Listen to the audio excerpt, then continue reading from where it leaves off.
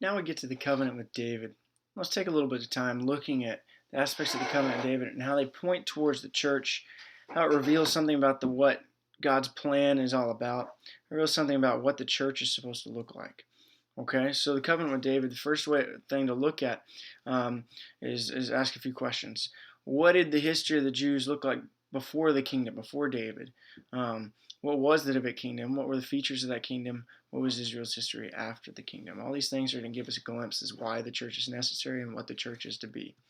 First and foremost, to put it shortly, the pattern of Jewish history. So after Moses, right, they make the golden calf. What do we have?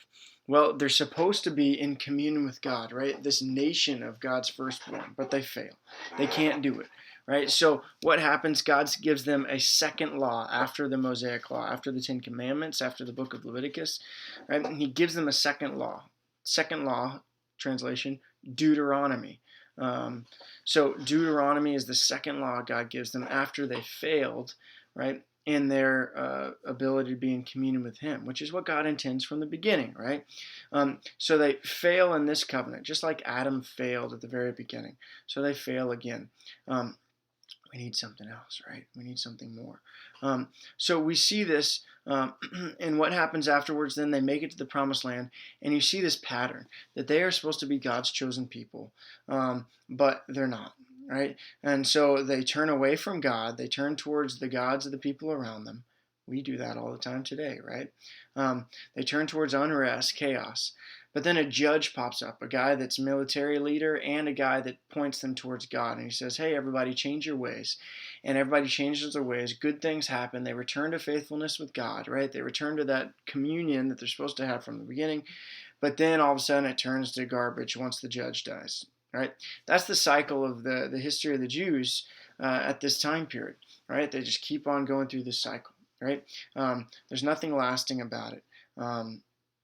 They're supposed to be in union with God, but they fail, right? There's too much temptation around them. They're supposed to be God's firstborn sons. They're supposed to be priests. They're supposed to lead the world to God, but they can't, right?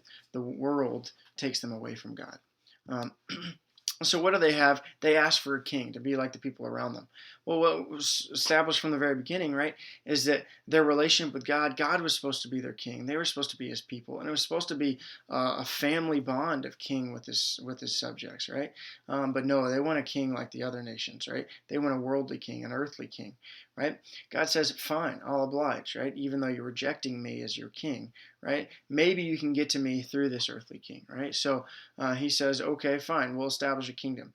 And so he establishes a kingdom. First Saul and then David, right? And David represents sort of what it's supposed to be like for a while, at least, right? They're there politically and religiously. They're centered towards God. All the nations start looking towards them, right? They start making relationships with other nations. Life is good. Under David, his son, Solomon, they build a giant temple, right? In Solomon's temple, there's even an outside court for other nations to come and worship God. It looks like, and it's made known, there's references to, the Temple of Solomon sort of has a great connection and parallels with the Garden of Eden with Adam, right? And Adam's supposed to worship in his garden, right? In his temple. And so Solomon has his temple, and the worship of God is there, right? But what do we see? Solomon falls, and then the rest of Israel falls again as well, right? So God establishes a covenant with David saying, hey, my kingdom is going to last forever through you, David, right? We're going to have a kingdom that's going to last forever. But clearly, David, Solomon, they're weak. They fail just the same. The kingdom falls, right? It fails. The line of kings has ended, as J.R. Tolkien says in Lord of the Rings, right? And that's what you see. You see still the kingdom fall apart. But what do you see with this? You see glimpses of what the church is to be. How God won't abandon us, but He's going to make one more covenant, right? That's going to fulfill and complete Noah's covenant, Adam's covenant, Moses' covenant, Abraham's covenant, and David's covenant. That in each one of these covenants, God says, turn towards me. I am your God. You are to be my people. We're supposed to be in a communal bond, and I'm going to give you life, and you're going to have fulfillment in me, right? And every time man fails and falls away, right? And as we get closer and closer, what do we see? God's forming the structure of what it's supposed to be. So when we get to Jesus Christ, we're going to see all of this stuff fulfilled pretty easily, right? So when we get to the church, we're going to see that, oh, just like this, God says there's a king and his subjects, right? The king that's going to last forever is Christ, and we'll have the subjects. The lamb that's going to last forever is Christ, and we're going to have freedom through the lamb, right? The tribe that's going to have fulfill and bless all nations is through Christ, right? And so kingdom, tribe, nation, right? Firstborn son, nation of priests, right? Family, like Noah, family bond with God. All these names, right, find the fulfillment in what is attached to Christ, the body of Christ, the church. So it all comes crashing into a head and into clarity and into reality when Jesus says to Peter, "On you I will build my church," right? In other words, Christ is establishing the fulfillment of all of this. And all of this is pointing completely towards Christ, which is why when we hear Christ say that, when we see Christ in the Last Supper, right? When we see all this stuff take place, when he chooses 12, right? We can say that Jesus Christ, right, is establishing the new Israel, the new kingdom, the church, right? The new assembly of God's people. And it all makes sense. And we can say, of course, because you can't have Christ without the kingdom. You can't have a king without his kingdom.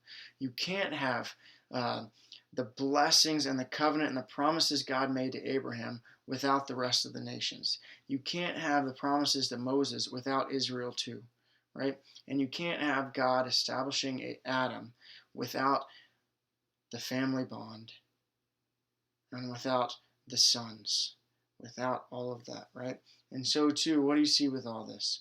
You see Christ saying, it's not just me, but I have come to save and to establish what failed time and time again.